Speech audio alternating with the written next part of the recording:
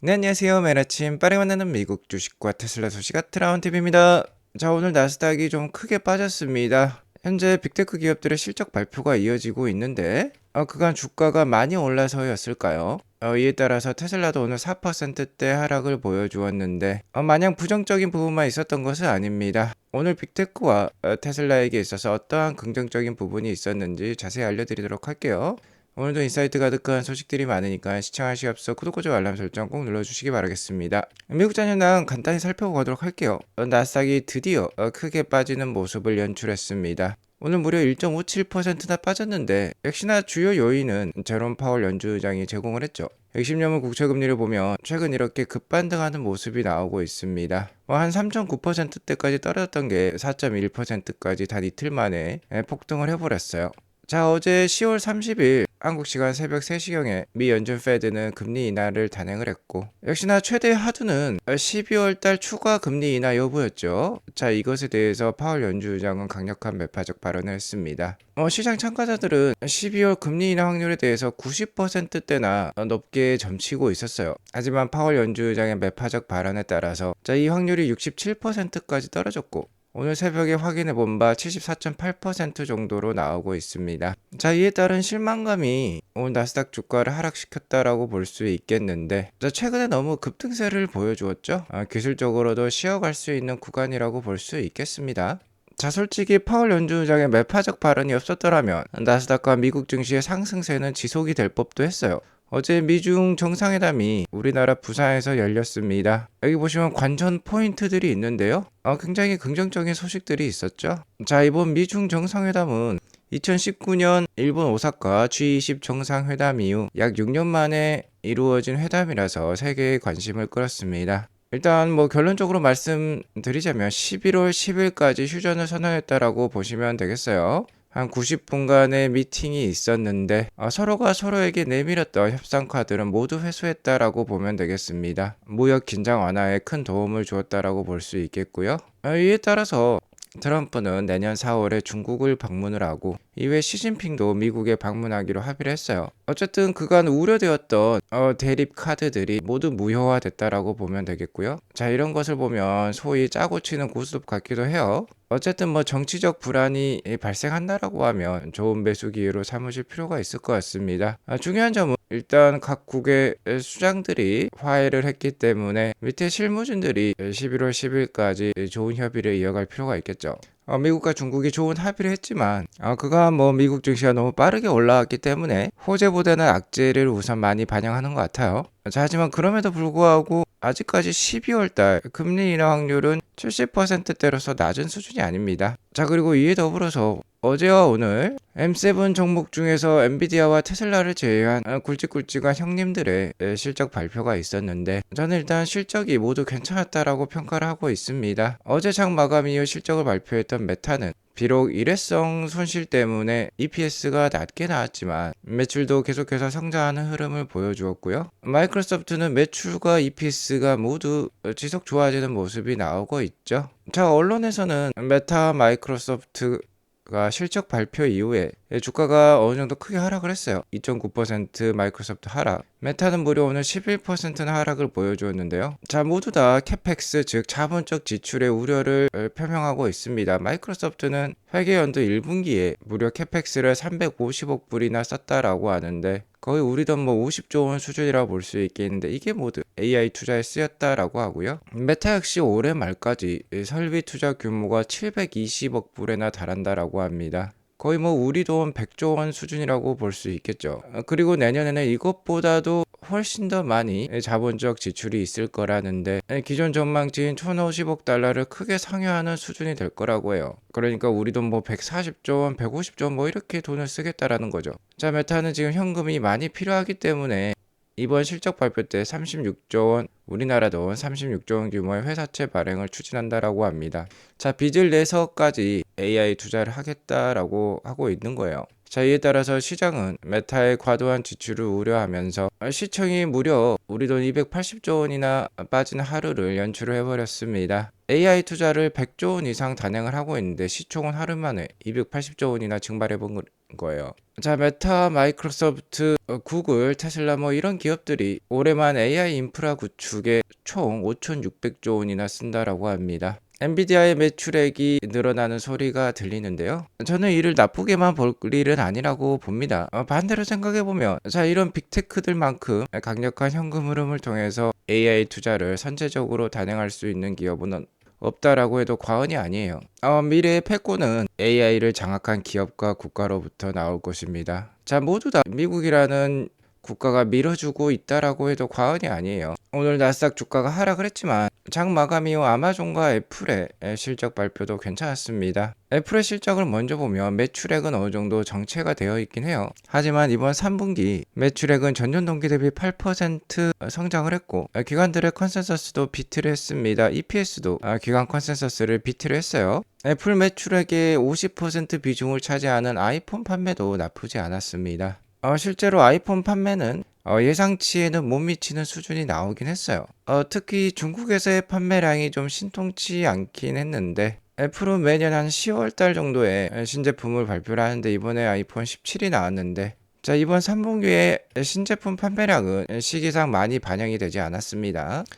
그럼에도 불구하고 나쁘지 않은 수치였다. 왜 그러냐면 전년 동기 대비 6% 성장을 보여준 아이폰 판매였어요. 자, 그리고 서비스 부분은 현재 애플을 먹여 살리고 있다라고 볼 수 있겠는데 아이폰 다음으로 매출액이 큽니다. 월가의 컨센서스는 282억 불이었는데 287억 불 정도가 나오면서 이를 상회를 했어요. 이러면서 현재 애플은 시간의 거래에서 3%대 이상 오르고 있습니다. 아마존 실적은 애플보다도 좋았습니다. 아마존은 애플과 다른 모습을 보여주고 있죠. 계속해서 매출액과 EPS가 성장을 하고 있어요. 매출액은 전년 동기 대비 13% 성장을 보여주면서 기관 예상치를 비트를 했고요. EPS도 비트를 보여주었어요. 자, 그리고 이번 3분기 매출액이 180빌리언 수준이었는데 4분기에는 200빌리언을 넘을 것으로 가이던스를 제시했습니다. 무려 209.5빌리언이나 돼요. 4분기 가이던스 역시 기관 예상치를 비트를 보여주었습니다. 아마존은 매출액 성장뿐만 아니라 마진율도 계속해서 나아지는 모습이 나오고 있고요. 아마존의 캐시카우는 전자상거래가 아니라 현재는 AWS의 클라우드 서비스가 되겠죠. 아마존이 만들어내고 있는 영업이익의 거의 70%가 이 AWS에서 나옵니다. AWS를 주목해서 볼 필요가 있겠는데 매출액이 전년 동기 대비 20% 증가를 보여준 33빌리언이 나왔어요. 이 역시 예상치였던 32.4빌리언을 뛰어넘는 수준이고요. 영업이익률은 35%대로서 높은 수준을 보이고 있습니다. 자, 물론 마이크로소프트가 현재 아마존의 턱밑같이 쫓아왔어요. 마이크로소프트의 클라우드 서비스는 이번 3분기 매출액이 31빌리언 정도가 나왔습니다. 성장률도 28% 수준이었어요. 성장률 면에서 AWS보다 빠르다라고 볼 수 있겠고 매출액은 거의 동등한 수준까지 올라왔어요. 역시나 뭐 서버라든지 컴퓨터 시장에 있어서 마이크로소프트의 사업 영역이 그리고 업력이 훨씬 더 크기 때문에 빠르게 쫓아오는 것 같습니다. 자, 아무튼 아마존은 현재 시간의 거래에서 13% 이상 상승을 보여주고 있어요. 252불 정도가 나오며 있는데 전에 역사적 신고가가 242불이었으니까 이를 뛰어넘는 수준이 나오고 있는 것입니다. 자, 아마존이 그간 주가가 상대적으로 다른 빅테크 기업들에 비해서 약했었는데 기맞추게 하고 있는 모습이 나오고 있는 거예요. 자, 이러한 모습을 보면 파월 연준장의 매파적 발언 때문에 빅테크 기업들의 주가가 다 빠졌는데 정치적이나 매크로 상황 때문에 주가가 빠진다라고 하면 역시나 빅테크 기업들에게 있어서 좋은 매수 찬스라는 게 드러나고 있습니다. 테슬라는 금일 4.64% 하락한 440불로 마감을 했는데요.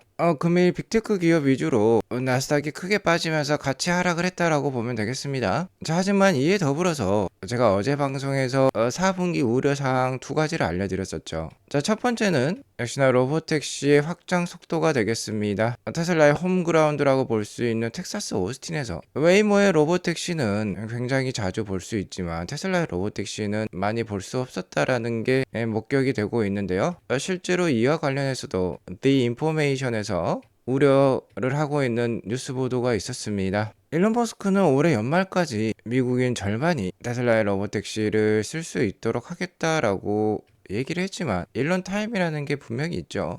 The Information에 따르면 현재 로보택시는 규제 장벽에 부딪히고 있다라고 합니다. 일론 머스크는 올해 말까지 애리조나와 네바다에서 이 로보택시 사업을 시작하겠다라고 밝혔는데요. 이 두 주에서 아직 필요한 서류 작업조차 완료하지 않았다라고 합니다. 현재 캘리포니아주는 샌프란시스코 베이 에리아에서 로보택시 사업을 펼치고 있는데 현재는 안전 운전자가 있죠. 하지만 이 운전자가 없는 완전 자율주행 서비스 허가를 신청도 하지 않은 상태라고 해요. 그리고 두 번째 우려 사항이 있었죠. 4분기 미국 내 전기차 판매량이 신통치 않을 것 같다. 자, 이를 JD 파워에서 알려주었었습니다. 미국 내 10월달 전기차 판매량이 전년 대비 43%나 감소할 것 같다라고 기사가 나왔었는데요. 오늘 테슬라 주가가 또 4% 하락한 데는 이 판매량 감소에 대한 우려도 역시나 작용한 것 같은데 또 하나의 뉴스가 나오기를 미국의 전국경제연구소에서 발간된 한 논문이 논란을 일으켰어요. 다시 한번 일론 머스크 CEO의 정치 성향이 문제를 일으키고 있다라는 논문이었습니다. 예일대 교수님이 썼다라고 하는데 이 논문을 보면 일론 머스크의 정치 언행 탓에 테슬라가 무려 120만 대나 판매 감소가 있었다라고 합니다. 자, 2022년 이래 미국에서 놓친 판매량이 120만 대에 달한다라는 분석이 나온 거예요. 자, 일론 머스크는 원래는 친민주당계였죠. 하지만 바이든 대통령 시절부터 민주당이 일론 머스크를 왕따 놓기 시작을 했었죠. 자, 이러면서 공화당으로 갈아탔고 트럼프를 대통령에 당선시키기까지 했습니다. 자, 하지만 테슬라라는 전기차는 진보적 성향이 강한 젊은 층의 구매가 많을 수밖에 없겠는데요. 이 충성 고객 기반을 모두 적으로 만들었다라고 이 논문은 평가를 하고 있어요. 솔직히 민주당 지지자들이 공화당 지지자들보다 테슬라를 구입할 확률이 훨씬 높다라고 지적을 했는데 이렇게 정치적인 배를 갈아타면서 120만 대나 테슬라는 못 팔았다라고 얘기를 하고 있습니다. 자, 이런 것들이 오늘 어우러지면서 테슬라 주가는 4% 이상의 하락을 보여주었는데요.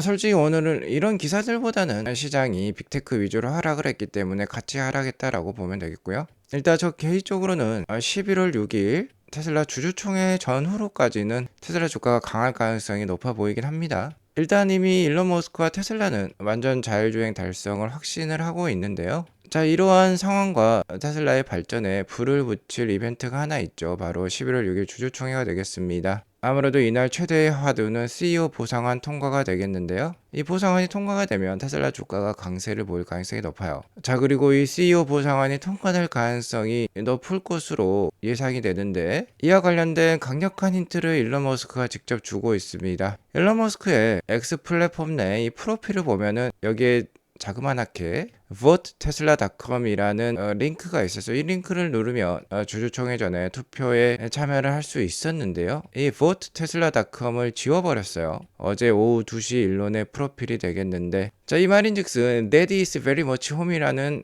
뜻이 되겠습니다. Daddy는 여기서 일론 머스크를 뜻하고 home은 테슬라를 뜻해요.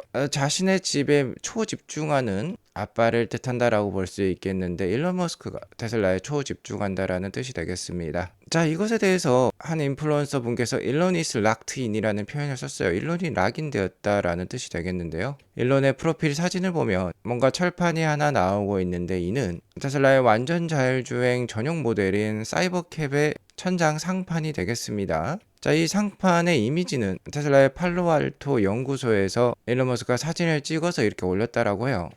그리고 일론이 락인된 부분은 바로 완전 자율주행 달성이 되겠습니다. 완전 자율주행 달성에 초집중할 것이라는 것을 천명하는 거예요.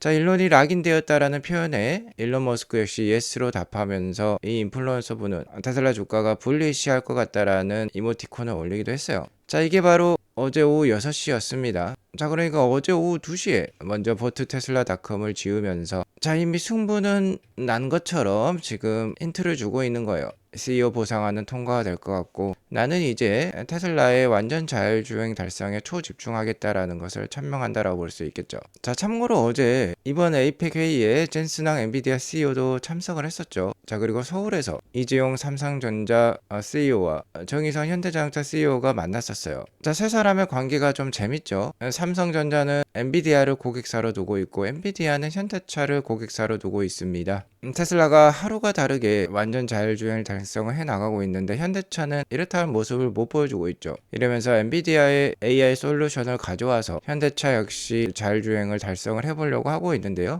쉽지는 않을 것 같습니다. 한때 엔비디아에서도 자율주행과 관련된 업무를 보았고 현재는 테슬라에서 AI 자율주행과 관련된 일을 하고 있는 윤타사이에 따르면 테슬라가 훨씬 더 유리한 것 같아요. 자, 이런 얘기를 하고 있습니다. 엔비디아처럼 칩만 잘 만들면 다 되는 거였다라고 하면은 지금쯤 에이다스라든지 자율주행 시장에서 플레이어들이 굉장히 넘칠 건데 현재는 몇 개밖에 남지 않았죠. 쉽지 않다라는 뜻이 되겠습니다. 엔비디아가 아무리 훌륭한 AI 칩을 만들어도 실제 피지컬 AI 세계에는 엄청난 데이터와 함께 빠르게 업데이트하는 게 핵심인데 그것을 구현할 수 있는 기업이 거의 없다라는 거죠. 현대차도 굉장히 어려울 것입니다. 하지만 이미 테슬라는 이를 다 해내고 있고 이미 상업화 단계에 돌입을 했어요.